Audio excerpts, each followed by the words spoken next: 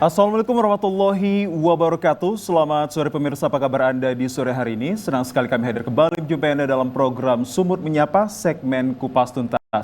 Ya, pemirsa, pelaksanaan ibadah haji merupakan salah satu rukun Islam yang wajib dilaksanakan bagi yang mampu. Sehingga setiap pelaksanaan dan juga penyelenggaraan ibadah haji di Indonesia mendapatkan antusiasme yang tinggi dari masyarakatnya. Oleh karena itu, sudah seyogianya lah pemerintah terus mengupdate dan juga menghadirkan pelayanan yang prima dan juga optimal, mulai dari negara Indonesia hingga ke negara Arab Saudi.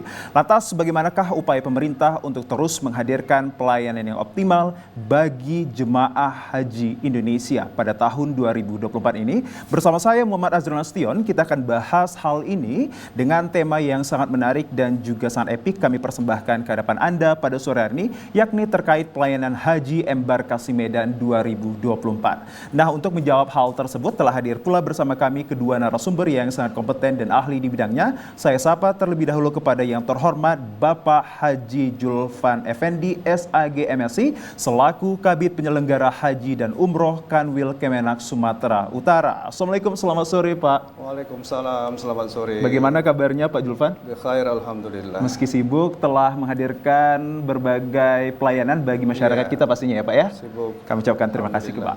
Dan yang kedua pemirsa, untuk mempertajam informasi kita terkait tema kita, telah hadir pula yang terhormat Bapak kita, Bapak Dr. Haji Muhammad Yusuf Sinaga LCMA, selaku penasihat KBIH Medan. Assalamualaikum, selamat sore Pak. Waalaikumsalam. Kabarnya gimana Pak? Sehat, baik. Pak Yusuf saya panggilnya ya Pak ya? Iya. Alhamdulillah kabar baik, dan kita harapkan tentu masyarakat yang tengah menyaksikan tontonan ini dalam keadaan sehat walafiat, begitu ya Bapak? Ya. Baik pemirsa, kami undang Anda untuk hadir di telepon interaktif kami di 0811 6100 386. Sekali lagi di 0811 6100 386 dengan tema yang menarik, pelayanan haji embarkasi Medan 2024. Untuk itu saya mulai perbincangan yang menarik ini kepada Bapak Julfan Effendi, SAG MSI, selaku Kabid Penyelenggara Haji dan Umroh Kanwil Kemenak Sumatera Utara. Pak, terkait tentang pelaksanaan ibadah haji yang sejatinya ini dilakukan pada setiap tahunnya, untuk pada tahun 2024 ini, bagaimanakah terkait deskripsi penyelenggaraan ibadah haji kita? Baik, terima kasih. Assalamualaikum warahmatullahi wabarakatuh. Waalaikumsalam. Yang saya hormati narasumber kita, ini sahabat karib saya ini, Dr. Muhammad Yusuf Sinaga. Juga pemirsa TVRI yang berbahagia, alhamdulillah penyelenggaraan ibadah haji tahun 2024 ini memang dari pelayanannya dari tahun ke tahun terus meningkat kan, terutama dalam pelayanan baik dari di embarkasi maupun di Saudi Arabia. Jadi memang sudah tertata, tersusun berdasarkan aturan-aturan yang telah ada. Tahun ini alhamdulillah embarkasi Medan, kami sebagai petugas penyelenggara ibadah haji embarkasi Medan memberangkatkan jemaah haji, jumlah kloternya 25 kloter. 25 kloter, dan alhamdulillah baru hari ini tadi pagi jam pukul 10.35 sudah kita berangkatkan jemaah haji kloter 25. Dan alhamdulillah sudah selesai. Artinya sudah selesai ya Pak? Sudah, kloter 1 sampai kloter 25 sudah kita berangkatkan ke Tanah Suci. Ya, dalam penyelenggaraannya ini masih berbincang dengan Anda Pak Julpan terkait tentang istilah ada one stop service. Itu yang dimaksud seperti apa Pak dalam pelaksanaannya? Baik, terima kasih. Program Kementerian Agama memang dalam pelayanan jemaah haji khususnya di embarkasi ya adalah one stop service. One stop service itu adalah pelayanan satu atap, di mana ketika jemaah haji masuk ke asrama haji, untuk pelayanannya baik terkait dengan pelayanan pemeriksaan kesehatan ya, kemudian juga pemberian paspor, visa, kemudian gelang identitas dan juga living cost, itu dalam satu waktu ya, dalam satu gedung itu pelayanannya selesai beberapa jam ya. Jadi one stop service ini adalah pelayanan untuk memudahkan jemaah ketika masuk asrama haji. Nah, ketika pelayanan tersebut sudah selesai, jemaah haji dipersilahkan untuk beristirahat. Jadi waktu yang diberikan pelayanan kepada jemaah haji ini lebih kepada banyaknya jemaah ketika sampai di asrama haji itu untuk istirahat. Oke. Karena selama 24 jam maksimal jemaah di asrama haji ya untuk sebelum pemberangkatan jemaah haji ini kita layani dengan maksimal. Baik. Ya. Nanti pemirsa terkait tentang di embarkasi Haji Medan ini apa saja mungkin yang dilakukan para jemaah calon haji ini sebelum mereka diberangkatkan. Kita tahan terlebih dahulu, kita akan beralih informasinya ini kepada Pak Yusuf selaku penasehat KBIH Medan ini. Pak, terkait tentang penyelenggaraan dan pelaksanaan ibadah haji yang sejatinya ini setiap tahun dilakukan baik pemerintah kita ini dan juga pemerintah negara Arab Saudi ini. Anda menyikapinya terkait haji ini seperti apa sih Pak yang harus dilaksanakan? Baik, Assalamualaikum warahmatullahi wabarakatuh. Yang saya muliakan sahabat saya tentunya Dr. Zulpan Effendi sebagai Kabid Haji dan Umroh. Ya. Kita bersyukur ya kepada Allah Subhanahu wa taala bahwa pelaksanaan ibadah haji tahun 2024 ini nampaknya lebih maksimal dan lebih baik dibandingkan tahun sebelumnya. Nah, di sini saya sebagai penasihat KBIH yang ada di Kota Medan sebenarnya ada beberapa hal ya yang menurut saya yang perlu disampaikan kepada calon jemaah haji yang ada di Kota Medan secara khususnya yang akan berangkat ke Tanah Suci untuk melaksanakan ibadah haji. Yaitu berkaitan ya, pertama itu persiapan tentang bagaimana pelaksanaan ibadah haji itu supaya sempurna. Ya. Nah, artinya karena dalam hal ini saya termasuk yang selalu mengisi ya manasik ibadah haji ya baik itu di Kota Medan, di luar Kota Medan. Saya melihat artinya di sini persiapan secara fisik, kemudian secara materi juga yang harus perlu disampaikan kepada jemaah itu. Dan penyampaian ini sebenarnya harus lebih komprehensif ya. Bagaimana suasana yang ada di Arab Saudi itu, kadangkala jemaah ini ketika mereka sudah mendapatkan materi tentang manasik ibadah haji itu sendiri, begitu sampai di Tanah Suci mereka seperti kebingungan sebenarnya pada tingkatnya. Karena perbedaan suasana ya pada waktu itu. Maka perlu penyampaian ketika pemberian manasik di KBIH itu kepada calon jemaah haji itu mereka lebih mendalam lagi dari awal sampai akhir sehingga jemaah itu tidak terkejut begitu sampai di Tanah Sucinya. Baik, terkait hal tersebut saya sedikit menyinggung bahwa kemungkinan besar banyak juga calon jemaah haji kita ini adalah yang lansia begitu Pak Yusuf. Betul. Apakah hal tersebut yang menjadikan banyak dari masyarakat Indonesia ini dalam keadaan bingung ketika pengimplementasiannya Pak Yusuf? Ya. Berangkat dari pengalaman saya ya yang membawa jemaah haji terkhususnya lansia ya. Memang di sini diperlukan pendamping khusus. Pendamping khusus. Supaya apa? Supaya begini. Kita kan mengharapkan bagaimana sebenarnya haji mabrur itu. Ya kan? Ini kan kadang-kala apalagi jumlah yang sekarang ini sampai 241.000 orang. Lebih kurang ada 65.000 yang lansia ya. Kalau tidak salah 65.000. Nah, katakanlah untuk 65.000 itu jumlah yang cukup besar. Kalau seandainya pendampingnya itu tidak dispesifikkan secara khusus, otomatis itu tadi apa yang diberikan dalam materi manasik haji sampai katakanlah berapa kali pun berulang di Kota Medan ini sampai di sana kalau tanpa pendamping itu sepertinya kurang maksimal. Baik Pak Yusuf, terkait hal manasik haji ini sejatinya ini dilakukan sebelum hari apa Pak? Maksud saya ini beberapa hari sebelumkah? Ya, sebenarnya untuk manasik ibadah haji ini yang sudah diterapkan oleh KBIH itu cukup bagus. Cukup bagus. Bahkan ada yang sampai ke 10 kali ya, minimal mungkin 7 kali ya manasik itu. Nanti ada yang terakhir, kadang yang terakhir itu saya sendiri mengisi untuk manasik akbarnya. Ya kan di situ. Tetapi kadang-kala saya melihat mereka itu walaupun sudah berapa kali mungkin maklum lah, apalagi yang lansia ya, untuk menyerap ilmu yang ada itu, ilmu manasik haji itu. Kadang-kala mereka berpikiran kok ibadah haji ini kok sepertinya susah ya. Nah, bagaimana sebenarnya Ustadz yang memberikan manasik itu memberikan sistem yang artinya simple dalam arti mudah di sini mudah. Pak ya? Nah, mudah dipahamin oleh jemaah itu. Apalah artinya 10 kali berulang tapi tidak paham juga. Maka dalam hal ini ya saya melihat perlunya adanya penyimpulan ya suatu materi untuk manasik yang diberikan kepada calon jemaah haji itu sendiri. Berarti masih ada untuk terkait gambaran catatan yang perlu dilakukan untuk setiap tahunnya untuk mencapai kebaikan tersebut Pak Yusuf. Baik, kita beralih ke Pak Julfan sendiri Pak. Kalau kita mengingat bahwa data yang saya peroleh ada sekitar 8.624 orang warga masyarakat Indonesia yang berstatus sebagai jemaah haji. Begitu ya Pak, dari Sumatera Utara ini yang akan menjadi calon jemaah haji yang mabrur nantinya, menjadi doa kita bersama. Kalau untuk pemetaan hal tersebut, lansia ini ada berapa jumlahnya, Pak? Iya. Untuk Sumatera Utara kita mendapatkan kuota tahun ini 8.624. Nah itu lansianya sebanyak lebih kurang 30%. Ya, untuk itu tagline tahun ini juga seperti tahun lalu, yaitu Haji Ramah Lansia.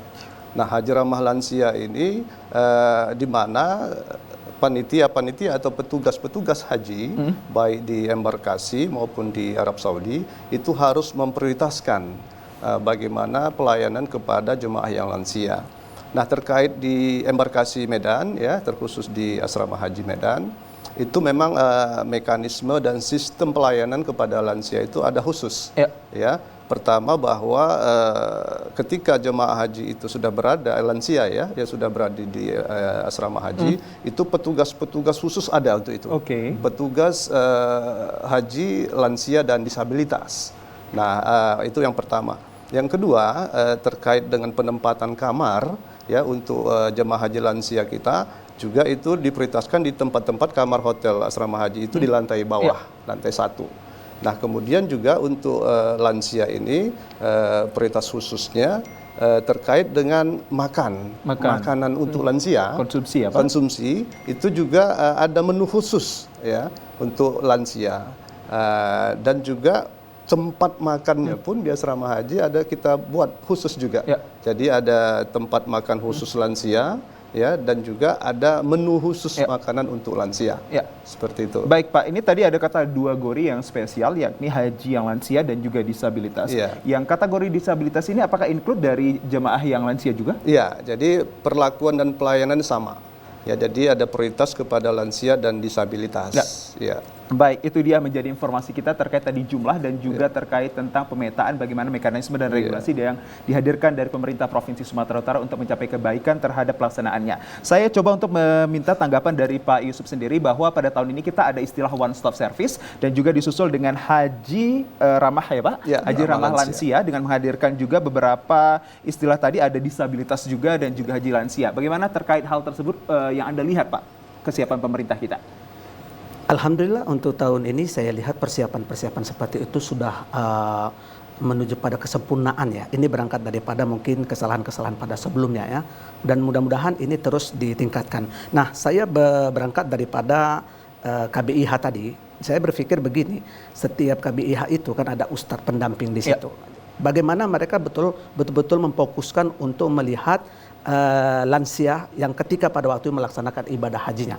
Controllingnya itu yang paling penting. Controlling. Terusnya controlling ibadahnya. Kalau saya melihat di situ, sisi controlling ibadah itu perlu. Karena kadang-kala kan jemaah ini yang saya pahamin ketika saya mengisi manasik itu, mereka ketakutan untuk melaksanakan ibadah itu, apalagi sudah tua-tua. Ini gimana Pak Ustadz, saya nggak paham nih Pak Ustadz gimana melaksanakan ibadah hajinya, banyak kali doa-doa yang saya hafal gitu kan. Nah ini yang perlu disampaikan. Terusnya yang lansia. Nah, itu ini perlu dikhususkan supaya mereka lebih sempurna kan. Kan KBIH ini kan membawa rombongan sampai katakanlah 150, itu kan ada beberapa ustadznya, ustadz pendamping. Ya, mereka difokuskan lagi. Kalau untuk satu orang Pak, jemaah kita di luar dari kata istilah jemaah haji lansia ini, berapa orang petugas yang melayani? Sebenarnya standarnya itu sih kalau istilahnya dalam 40 atau 45 orang itu sudah ada satu pendamping gitu. Nah, itu sebenarnya itu dan artinya sudah mewakilin. Nah, dari jumlah kalau tidak salah seluruh Indonesia sekarang ini ada 4.400 ya Pak Kabit ya untuk pendampingnya. Ketika kita bagi dengan angka 241.000 sudah sesuai lah itu jumlahnya, berarti sekitar 40 sampai 50 itu rombongannya, satu rombongan itu satu bus ya, dan itu sudah mewakilin, sudah cukup gitu. Baik, tadi Anda juga mengatakan terkait tentang persiapan fisik dan juga materi adalah merupakan bagian yang tak terpisahkan dari untuk mencapai kebaikan pada penyelenggaraannya ya Pak Yusuf. Baik, dan lantas seperti apa pula kalau kita berbicara tentang persiapan ini, bahkan persiapan administratif yang perlu untuk diketahui para jemaah calon haji Indonesia agar bisa berangkat pada jemaahnya. Sesaat lagi.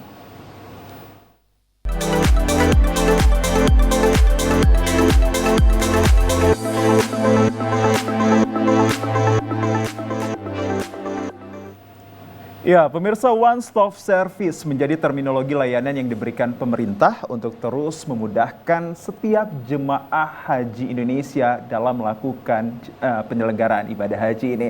Kita kembali ke Pak Julfan ini terkait tentang pelayanan ini, bisa dikatakan untuk mendapatkan kebaikan ini dari administratifnya hingga ke materi tadi yang disinggung dari Bapak Penasihat KBH Medan ini. Terkait administratif dari penyelenggaraan ibadah haji di tahun 2024 ini seperti apa ini, Pak? Ya, baik. Terkait dengan administratif memang dimulai ketika jemaah haji kita saat pelunasan haji ya. Saat pelunasan haji juga sudah tersistem ya. Jemaah-jemaah yang nomor porsinya memang masuk di tahun berangkat itu memang yang didahulukan. Ya. Itu didahulukan. Jadi sehingga sistem pelunasan haji juga sudah dia berdasarkan jumlah kuota dan berdasarkan nomor urut kuota dari jemaah haji di tahun itu. Jadi memang ketika disiapkan ya, diberikan pelunasan saat pelunasan haji tahun itu, jadi bukan saja yang diberi kesempatan yang melunasi itu jemaah yang kuotanya masuk berangkat ya, nomor porsinya masuk berangkat, tapi juga ada diberikan cadangan. Jadi cadangan-cadangan untuk pelunasan untuk jemaah haji cadangan, maksud saya itu juga diberikan kesempatan untuk melunasi. Sehingga nanti ketika masa pemberangkatan ya jemaah haji, kalau nanti ada jemaah yang nomor porsi berangkat tahun itu gagal atau batal atau bahkan mungkin meninggal dunia, jadi nanti memudahkan ada cadangan lunas. Ada jemaah yang pelunasan cadangan lunas itu diberi kesempatan untuk berangkat karena mereka sudah melunasi seperti itu. Oke, nah Pak, ini terkait juga pemirsa, saya mewakili Anda mungkin terkait tentang kuota yang setiap tahunnya itu, bagaimana masyarakat untuk mengetahui Pak bahwa adanya peningkatan kuota ataupun hal yang mungkin saja berkaitan tentang kuota, apakah mereka ini tahun depan naik atau tidak untuk menjadi jemaah haji? Seperti apa itu Pak gambarannya? Iya. Terkait dengan kuota haji memang program pemerintah itu dalam hal ini Kementerian Agama sebagai penyelenggara itu dari tahun ke tahun ingin kalau bisa memang waiting list keberangkatan haji itu harus dipres ya, jangan terlalu banyak. Oleh karena itu kita tetap meminta tambahan kuota. Tambahan kuota kepada pemerintah Saudi Arabia. Nah, terkait dengan keberangkatan haji dengan waiting list yang banyak ini, maka sebenarnya salah satu juga yang prioritas Kementerian Agama itu untuk memberangkatkan jemaah yang lanjut usia itu supaya sedikit waiting listnya itu tidak terlalu banyak lagi. Nah, kaitan dengan penambahan kuota, makanya terkait dengan itu pemerintah memprioritaskan untuk memberangkatkan jemaah lansia. Seperti itu. Jadi ada namanya pelunasan untuk prioritas jemaah lansia. Sehingga nanti dari tahun ke tahun ketika ada tambahan kuota diprioritaskan untuk jemaah lansia yang akan berangkat, sehingga nanti lansia itu sudah semakin tahun semakin cepat berangkat dan semakin sedikit diprioritaskan lansia. Artinya Pak mengingat juga pada usia mereka ya. Baik Pak Julpan, kalau kita berbicara tentang pelayanan ibadah haji ini, berbicaranya akan terkait tentang pelayanan yang diberikan oleh pemerintah ini. Terkait hal tersebut kita ingin mengetahui, tadi Pak Yusuf juga menyinggung terkait tentang materi yang diberikan dari pemerintah ini seharusnya sesimpel mungkin, begitu ya Pak Yusuf. Itu bagaimana Anda memaknainya Pak? Itu masukan mungkin bagi pemerintah kita. Baik, materi-materi terkait dengan manasik haji ya, tentu memang dalam hal ini juga pemerintah kita sudah menyiapkan mekanisme pembinaan dan pembimbingan manasik. Itu dalam aturan yang ada itu pemberian pelaksanaan pembinaan manasik dan pembinaan manasik untuk jemaah-jemaah haji kita itu diberikan mulai dari kecamatan. Di kecamatan dalam hal ini di Kakua kita sebagai pelaksana manasik haji di kecamatan, dan juga pelaksanaan manasik haji yang dilaksanakan oleh kabupaten kota. Kementerian Agama Kabupaten Kota. Nah, jumlahnya itu ada 10 kali pertemuan. 8 kali pertemuan pembinaan bimbingan manasik haji di kecamatan oleh Kakua, dan juga 2 kali pertemuan itu di tingkat kabupaten kota. Nah, selain itu juga terkait dengan pelaksanaan pembinaan manasik haji, ini selain dari Kementerian Agama, pemerintah daerah, kabupaten kota juga melaksanakan ini. Jadi setiap tahun juga pemerintah daerah itu sudah mengalokasikan anggaran untuk memberikan pembinaan manasik haji kepada jemaah haji kita ya secara nasional itu. Makanya terkait dengan pembinaan manasik haji untuk jemaah haji ya alhamdulillah selain daripada pelaksanaan dari Kementerian Agama juga alhamdulillah luar biasa dari KBIH juga. Nah, KBIH makanya oleh karena itu KBIH yang memang izinnya ada itu memang salah satu programnya memberikan bimbingan manasik haji kepada jemaah haji kita terutama yang akan berangkat pada tahun itu. Namun Pak, kalau kita kaitkan terhadap jemaah lansia ini perlu untuk dilakukan sesimpel mungkin tadi seperti ujaran dari ataupun perkataan dari Pak Yusuf tadi agar mereka ini mudah dimengerti, bahkan ketika sudah berulang kali pun dilakukan toh nanti diimplementasinya mereka juga kebingungan. Bagaimana tanggapan Anda, Pak? Nah, makanya terkait dengan jemaah haji bukan saja kepada lansia yaitu pembinaan bimbingan manasik itu selain daripada dilakukan sebelum masa mereka berangkat ya masa di daerah juga ketika di asrama haji. Nah, ketika di asrama haji juga seluruh jemaah apalagi lansia itu diberikan pembinaan bimbing manasik haji. Bahkan setelah itu di pesawat pun ya jemaah haji itu diberikan bimbingan kembali terkait dengan doa-doa terkait dengan bagaimana nanti terkait dengan manasik haji. Nah, setelah itu sampai pun nanti di Makkah Madinah ya sebelum melaksanakan haji, sebelum wukuf di Arafah, itu juga petugas-petugas kita memberikan bimbingan manasik haji lagi. Jadi maksimal memang pemberian bimbingan manasik ini baik di tanah air maupun di Arab Saudi seperti itu. Seperti itu. Lantas bagaimana pula terkait tentang pandangan dari Pak Yusuf ini rangkaian kegiatan haji yang berada di negara Saudi nantinya itu seperti apa Pak gambarannya agar pemirsa kita juga tahu untuk dapat menjadi ilmu baru bagi mereka. Baik. Terima kasih bahwa ketika melaksanakan ibadah haji itu, khususnya ibadah haji juga, yang perlu kita pahamkan kepada masyarakat Indonesia ya, bahwa ini kan masih ada image ibadah haji itu susah, lama, 40 hari. Tidak. Ibadah haji itu sebenarnya hanya dari tanggal 8 ya, 8 Tarwiyah, kemudian 9 Zulhijjah, 10, 11, 12, 13. Lebih kurang 6 hari. Nah, itu yang kita fokuskan dulu. Jadi sehingga mereka tidak berpikiran bahwa ibadah itu susah.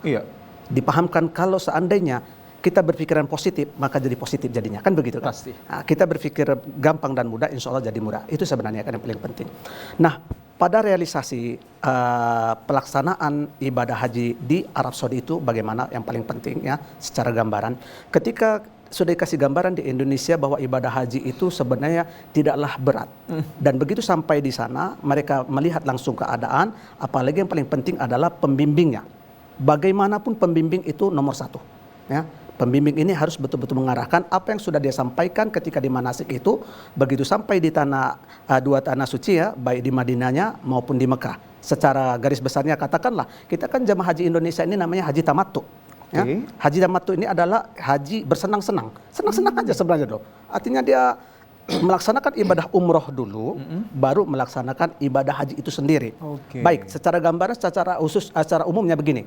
Ada kloter pertama, ada kloter kedua kan? Nah, kloter pertama itu nanti kan mereka sampai biasanya melaksanakan ibadahnya itu umroh duluan, ya katakanlah sampai di Madinah, ngambil mikotnya di Bir Ali, kemudian melaksanakan ibadah umrah dulu. Nah, kalau di gelombang kedua, dia turun di Jeddah. Di Jeddah itu dia ngambil mikot ya, di sekitaran airport Jeddah itu.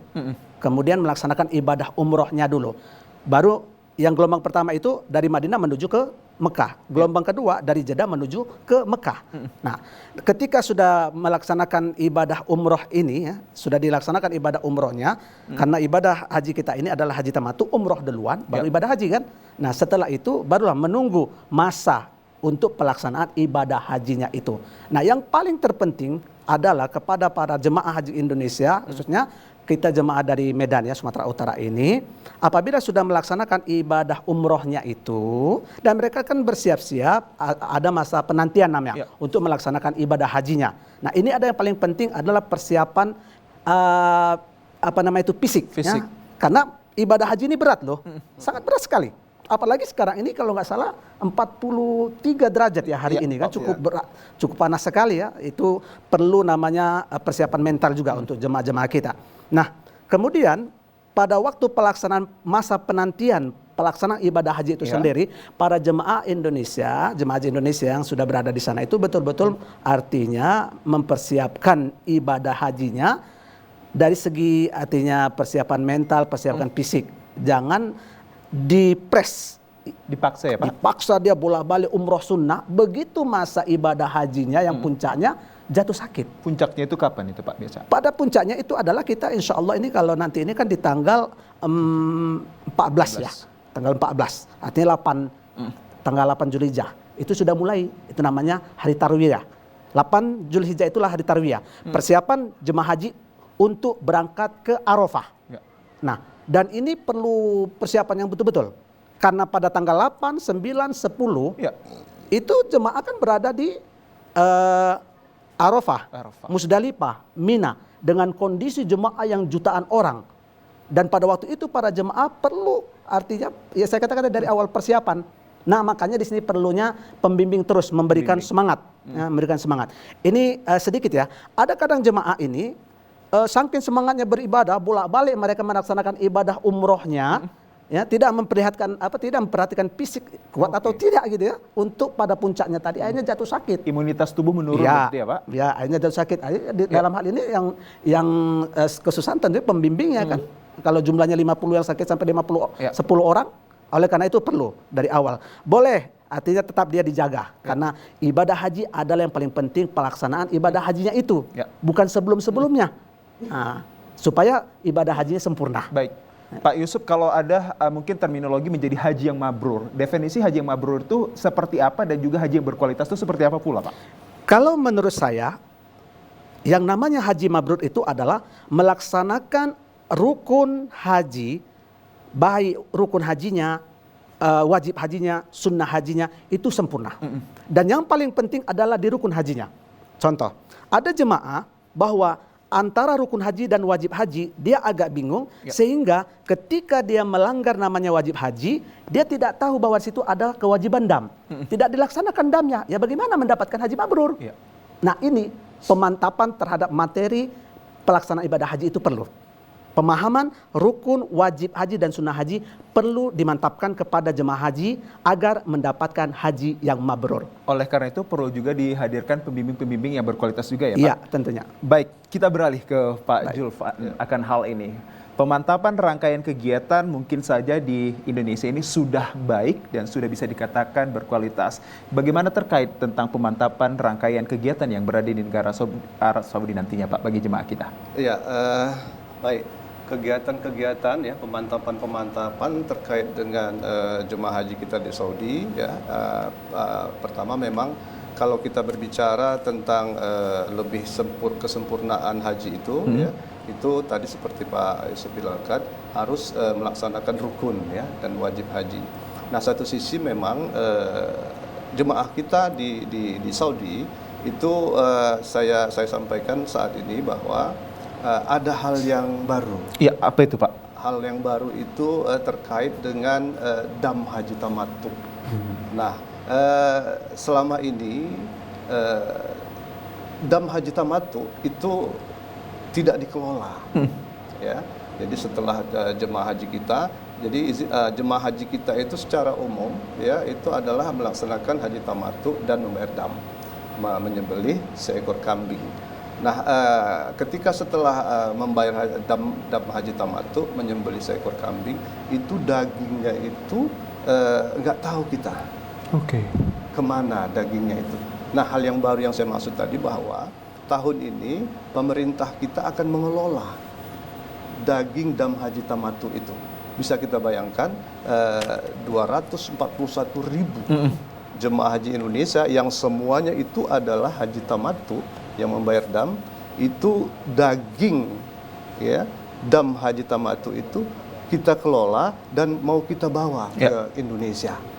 Nah, untuk apa itu? Untuk membantu masyarakat kita ya untuk meringankan atau merasakan membantu juga ya masyarakat kita yang kurang gizi mungkin ya dan lain-lain. Jadi manfaatnya sangat besar. Jadi tahun ini sudah mulai kita sarankan jemaah haji Indonesia itu dalam hal membayar dam ya menyembelih kambing untuk dam haji tamattu itu di tempat-tempat yang sudah ditentukan oleh pemerintah kita, sehingga nanti diharapkan nanti daging dam haji tamattu itu nanti seluruh jemaah haji Indonesia akan bisa kita bawa ke Indonesia dan kita manfaatkan untuk masyarakat Indonesia. Baik Pak Julvan, itu menjadi informasi kita yang sejatinya ini juga menjadi informasi baru bagi saya dan juga masyarakat untuk penyelenggaraan ibadah haji di tahun 2024. Baik, saya kembali ke Pak Julvan lagi untuk akan hal pemahaman dari masyarakat kita akan penyelenggaraan ibadah haji bagi mereka yang menjadi jemaah calon haji ini sudah berapa persen mengetahui terkait tentang mekanisme dan juga pengimplementasian ilmunya, Anda ketahui Pak? Iya, jadi itu dia lagi-lagi memang terkait dengan pemahaman masyarakat kita tentang baik itu tentang ilmu-ilmu manasik haji maupun hal-hal yang terkait dengan haji, informasi terbaru itu mulai kita lakukan memberikan informasi ketika di tanah air ya. Seperti saya katakan tadi, dalam pembinaan manasik haji itu semua informasi haji itu kita berikan kepada jemaah ya. Untuk apa? Untuk supaya jemaah itu mengetahui sampai nanti informasi-informasi terkait dengan bukan saja terkait dengan keilmuan fikih hajinya, tapi juga sampai dengan nanti bagaimana jemaah itu ketika berada di Mekah misalnya, ya terkait dengan informasi misalnya konsumsinya bagaimana, ya kemudian terkait dengan transportasi jemaah itu nanti ketika di Saudi, di Mekah, di Madinah bagaimana dan lain-lain. Jadi artinya apa? Ilmu-ilmu terkait dengan informasi bagi jemaah itu ya bukan saja manasik tapi hal-hal yang lain juga di tanah air sudah kita banyak kita berikan. Banyak telah diberikan ya. Artinya pendekatan dan juga pendampingan edukasi akan pemahaman haji ini sangat penting sangat ya. Penting. Coba kita gali informasi kembali ke Pak Yusuf untuk akan hal pendekatan edukasi haji yang dilakukan dari pemerintah kita ini sudah sejauh mana untuk bisa mempengaruhi pelaksanaan haji 2024 ini Pak? Baik. Setiap tahunnya sepertinya sudah ada perkembangan yang luar biasa ya. Luar biasa. Kita melihat ya dari kekurangan-kekurangan yang ada itu. Tetapi kita ingin mendapatkan kesempurnaan bagaimana pelaksanaan ibadah haji itu ya lebih sempurna lagi ke depannya. Ya. Jadi yang paling penting adalah karena di sini saya sebagai penasihat KBIH ya, karena kita tidak terlepas jemaah-jemaah haji itu kan dari KBIH yang ada ya, KB yang ada memberikan artinya motivasi bagaimana supaya haji itu mereka lebih sempurna itu dari awal tentunya ya, dari awal. Dan ini berkaitan tentang kalau saya tetap berpikiran tentang bagaimana mencapai haji yang sempurna mabrur tadi itu tadi berangkat dari pemberian ilmu-ilmu atau fikih hajinya itu sendiri ya. Dalam hal ini kan kadangkala sebenarnya kita semua mengharapkan bahwa bagaimana supaya menjadi haji mabrur. Ya, nantinya setelah pulang ya Pak ya. Bagaimana haji mabrur itu? Nah, pemahaman haji mabrur itu adalah penyempurnaan pelaksanaan ibadah haji dari fikih hajinya itu yang paling terpenting. Nah, fikih hajinya paling penting dan itu terus dimonitor oleh para pembimbing atau ustadznya. Nah, dan itu memang sudah dilakukan ya dari Indonesia sampai mereka melaksanakan ibadah haji itu di dua tanah suci itu sendiri. Tetapi jangan lepas controlling dari para pembimbingnya, ya kan, para pembimbingnya. Karena bukan apa ya, kadang-kala jemaah kita ini ketika sampai di dua tanah suci itu, saya melihat ada hal yang mereka, contohnya begini. Karena keadaannya itu berbeda, ini kadang melihat, di sana kan hampir seluruh dunia orang datang di sana ya. Ada kadang jemaah saya asik yang ditengok itu dengan populasi jumlah jemaah dari berbagai negara ada keanehan karena orangnya seperti ini, mereka sangat terkejut begitu kan. Sehingga yang dari awal niatnya untuk melaksanakan ibadah haji itu kadang-kala bisa terlupakan itu. Iya, itu kita melihat dari pengalaman saya yang bawa jemaah haji dan umroh lah, ya kan, saya melihat seperti itu. Oleh karena itu terus dimonitoring aja. Terus dimonitoring. Iya, para jemaah itu supaya ibadahnya sempurna. Oke, itu dia menjadi informasi kita bahwa terus dilakukan monitoring kepada para jemaah haji akan juga meningkatkan pencapaian yang terbaik bagi penyelenggaraannya ya Pak, begitu ya Pak Yusuf dan juga Pak Julpan. Baik, nah kalau berbicara tentang penyelenggaraan ibadah haji, tadi kita sudah berbicara tentang pelayanan dan juga gambaran terkait pembinaan. Lantas bagaimana pula terkait perlindungan akan hal ini kesehatan bagi jemaah haji kita? Kita akan antarkan usai jeda pariwara berikut ini.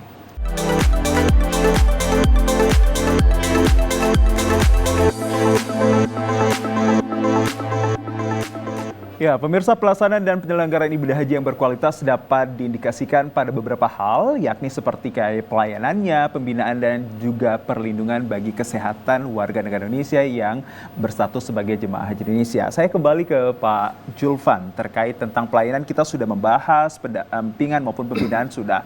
Bagaimana pula terkait tentang perlindungan dalam hal ini kesehatannya, Pak? Baik, terkait dengan kesehatan jemaah haji, memang tahun ini memang ada perbedaan ya terkait dengan kesehatannya itu. Jemaah haji ini memang harus betul-betul sehat ya. Betul-betul sehat. Ya. Istitoahnya itu termasuk istitoah dalam kaitan dana, ada duit untuk berangkat haji ya, dan juga fisik harus sehat. Nah, oleh karena itu yang lalu-lalu ya, pelaksanaan haji yang lalu itu jemaah haji melunasi haji dulu ya, setelah itu baru periksa kesehatan. Tapi tahun ini tidak, dibalik.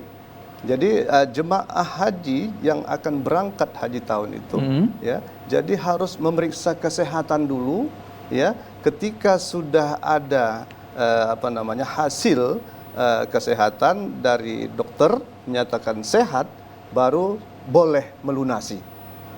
Jadi sebenarnya memang jemaah haji kita itu harus sehat.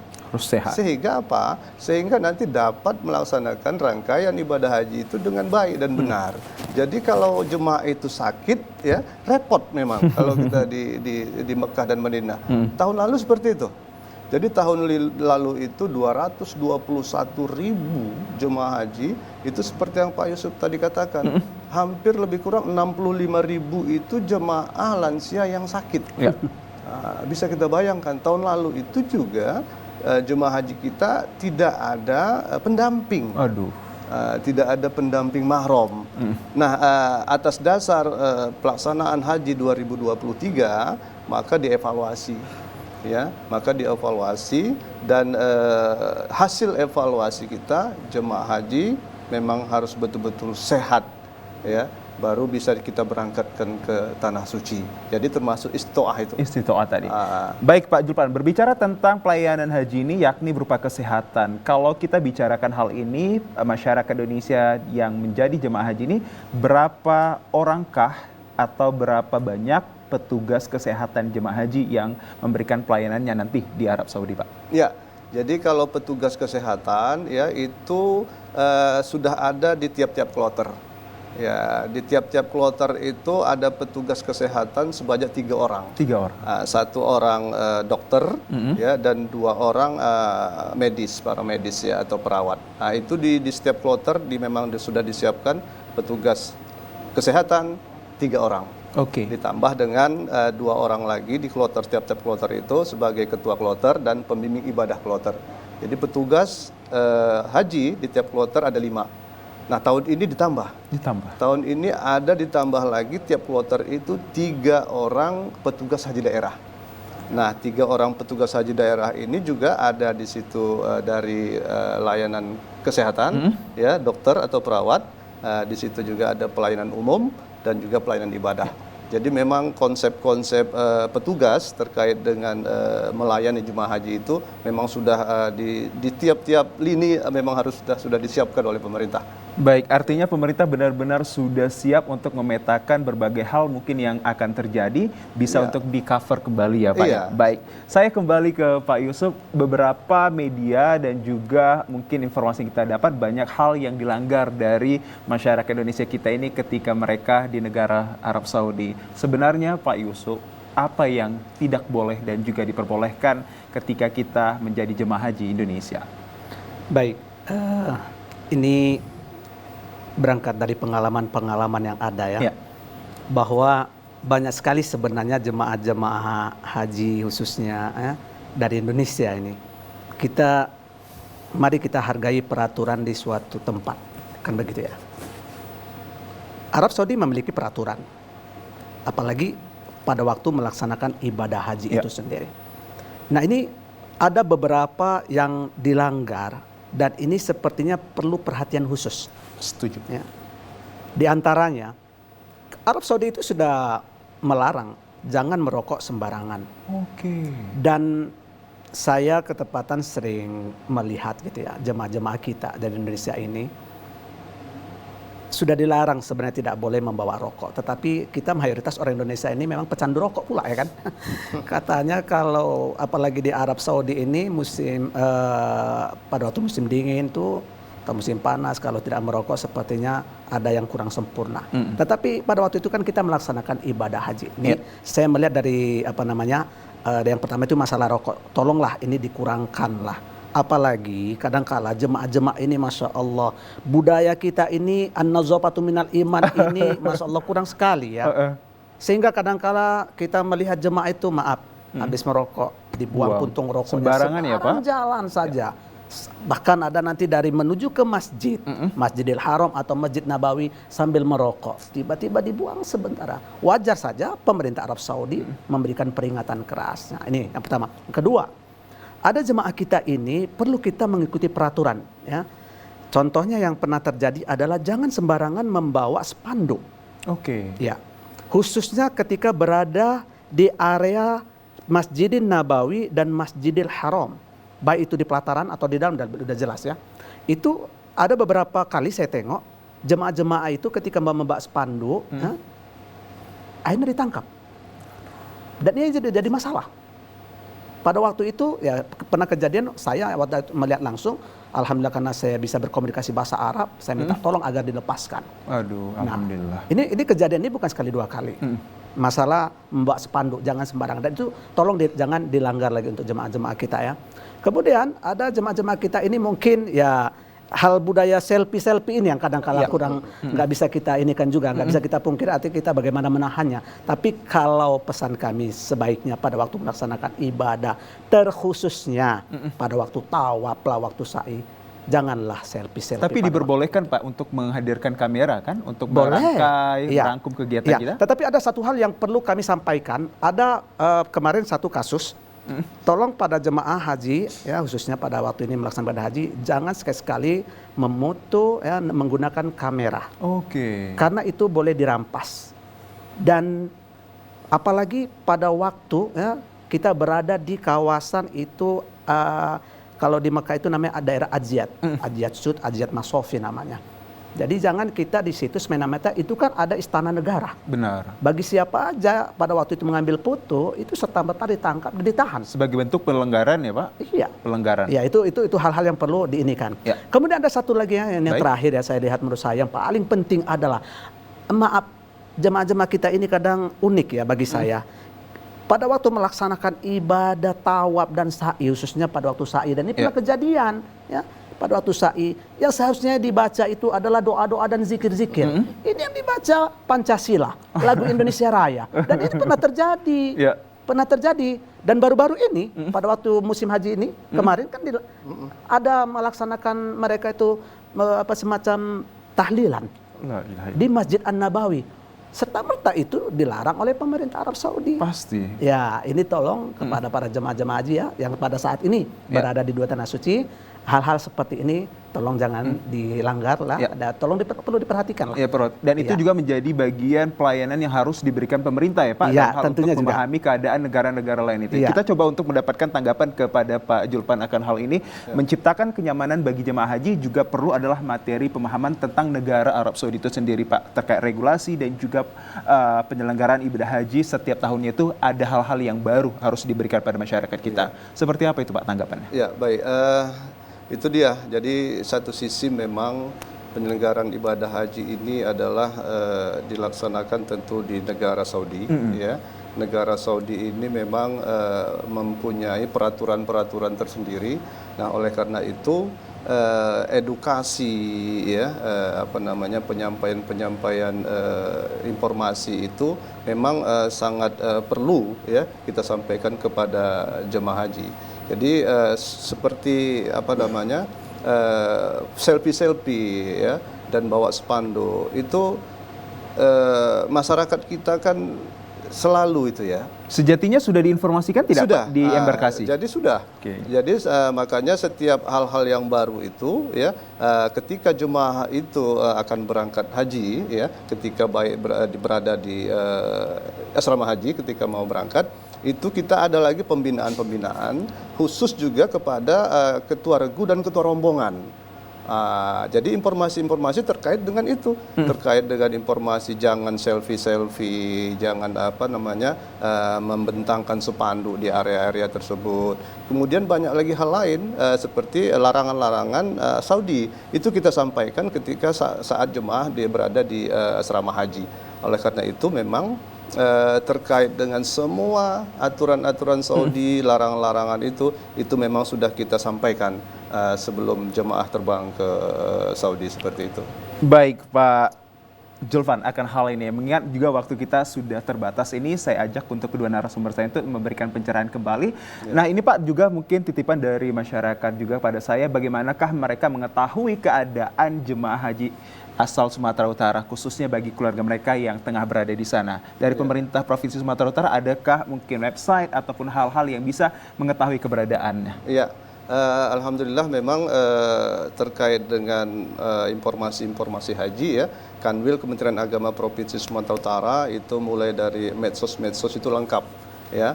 Jadi semua kegiatan-kegiatan ya jemaah haji kita yang tergabung dalam kloter-kloter yang notabene adalah pembimbingnya dan petugasnya adalah dari Kementerian Agama, itu selalu memberikan informasi-informasi.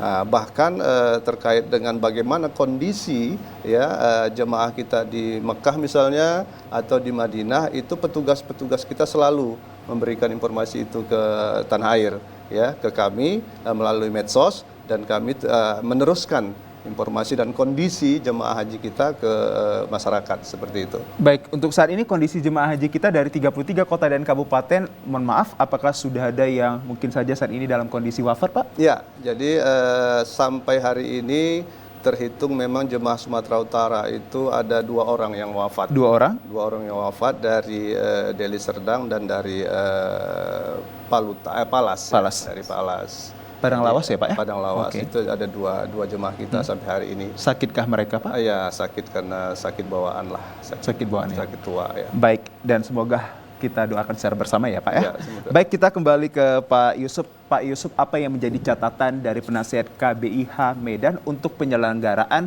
dan juga bagi masyarakat yang berstatus sebagai jemaah haji? Silahkan Pak. Baik, terima kasih. Di sini saya sebagai penasihat KBIH yang ada di Kota Medan ini, kita mengharapkan bahwa perlunya artinya edukasi ya, lebih awal lagi kepada para jemaah, calon jemaah haji yang akan melaksanakan ibadah haji khususnya untuk tahun depan ya. Di antaranya adalah yang paling penting tadi memberikan pemahaman manasik haji itu dari awal, bagaimana sesimpel mungkin sehingga tidak mereka dalam gambarannya itu susah dan sulit ya. Kemudian yang paling penting juga adalah memberikan gambaran suasana bagaimana ketika melaksanakan ibadah haji itu sendiri di 2 tanah suci. Sehingga apabila ini sudah diberikan gambarannya secara mendetail dan tidak artinya membuat mereka seperti kebingungan, insya Allah akhirnya dalam gambarannya ibadah haji itu sebenarnya mengasihkan.